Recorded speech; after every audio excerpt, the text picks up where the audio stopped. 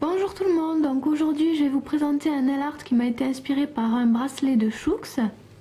Donc il y a une partie assez facile avec le nail art que j'ai fait sur cet ongle ici. Et un nail art un petit peu plus compliqué à l'aquarelle. Je vais déjà vous montrer un nail art super facile avec des vernis texturés. Vous m'excuserez, je me suis fait une petite tache sur mon vernis blanc, mais c'est pas grave, ça se verra pas après. Voilà, donc j'ai posé mon vernis blanc. Le blanc va pas beaucoup se voir à la fin, mais ça va faire ressortir les couleurs. Et puis je vais utiliser deux vernis texturés, donc ça c'est Sugar Matte de chez Kiko. Ils ont de très belles paillettes, je les adore et le prix est raisonnable. Et enfin je vais utiliser un petit peu de stripper. Donc j'ai découpé un bout de stripper et je vais venir le coller sur mon ongle pour former un triangle.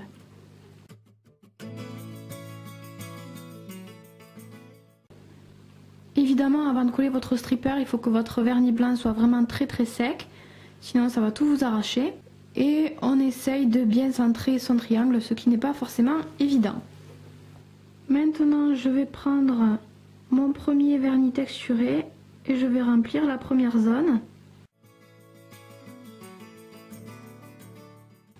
Donc je suis le stripper, il ne faut surtout pas dépasser de l'autre côté. Donc j'ai fini de mettre mon vernis hors caméra parce que j'avais un petit peu de mal à voir ce que je faisais. Mais voilà, vous avez compris le principe, il ne faut pas déborder du stripper, mais remplir toute la zone blanche, il ne faut pas qu'il reste de blanc après sur votre ongle. Ensuite, je vais prendre ma deuxième couleur et je vais faire la même chose. Et maintenant, je vais venir délicatement retirer mon stripper.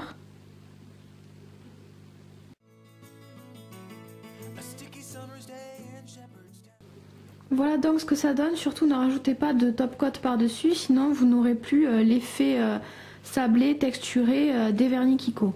Maintenant sur cet ongle je vais vous montrer une aquarelle, donc j'ai mis aussi une base blanche. Le blanc c'est vraiment l'idéal pour l'aquarelle parce que comme c'est tout en transparence, on verra plus les couleurs sur du blanc. Et par dessus le blanc j'ai rajouté quelques petites paillettes flaquises. Ça c'est le vernis Essence numéro 8. Pour l'accroche de la peinture, j'ai donc mis par-dessus mon vernis un top coat mat, ça c'est le Essie. Ça ne fonctionne pas avec tous les top coats, avec le Essie je suis sûre que ça marche. Donc vous prenez de l'eau, un sopalin et un pinceau. Ça c'est le Raphaël 4.0. Et bien sûr vous aurez besoin de votre peinture aquarelle. Donc je vais commencer par prendre des pigments bleus, on passe toujours par la palette en aquarelle, hein, je vous l'ai déjà dit. Plus vous allez rajouter de pigments, plus ce sera foncé, plus vous allez rajouter d'eau, plus ce sera clair. Donc j'ai pris une couleur assez foncée et je vais commencer par tracer les contours de ma libellule. Donc je commence par les yeux, ensuite le corps,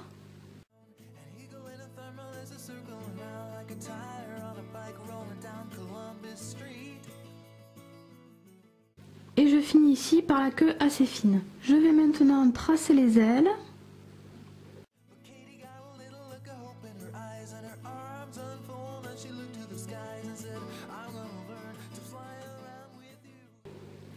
Donc voilà en gros à quoi va ressembler ma libellule.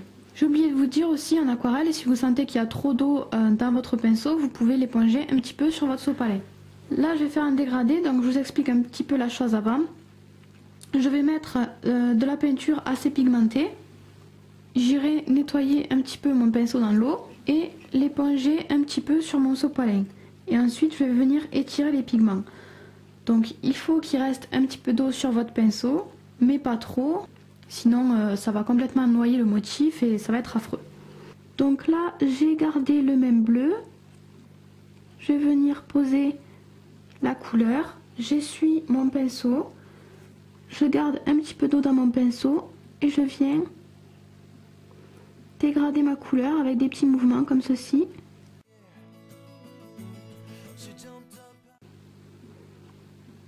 Je vais venir faire la même chose sur l'autre aile. Je pose mes pigments. J'essuie mon pinceau et je viens étirer tout ça. Ensuite, je vais venir prendre une couleur plus rosée ici. Et je vais faire la même chose, mais avec le rose.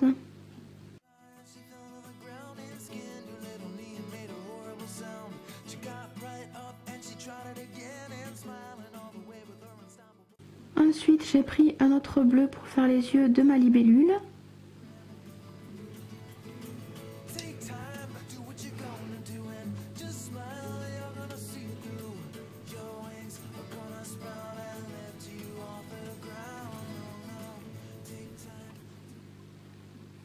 Encore une autre couleur ici, c'est un genre de bleu gris.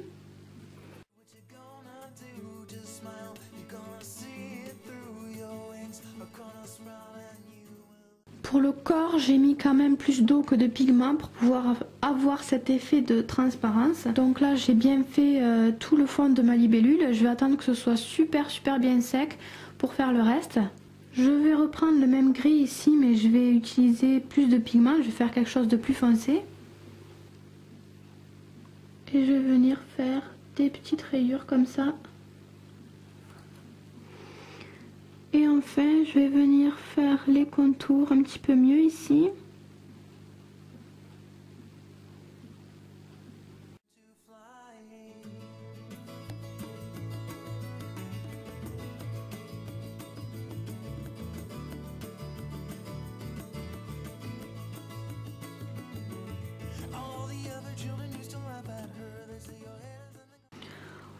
Pour finir dans cette aile, je vais reprendre le bleu, dans celle-ci, je vais reprendre le rose. Je vais prendre quelque chose de très pigmenté pour faire les petits traits dans les ailes. On travaille bien avec la pointe du pinceau. Et je fais des petits traits un peu comme les nervures d'une feuille.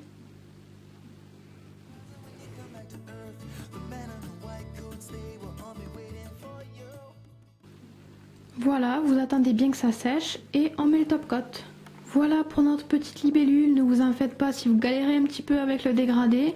C'est ce qu'il y a de plus difficile en aquarelle, après sinon c'est super agréable à utiliser. Voilà, j'espère que ce petit nail art texturé aquarelle vous aura plu. Je vous fais plein de bisous et je vous dis à bientôt, bye bye.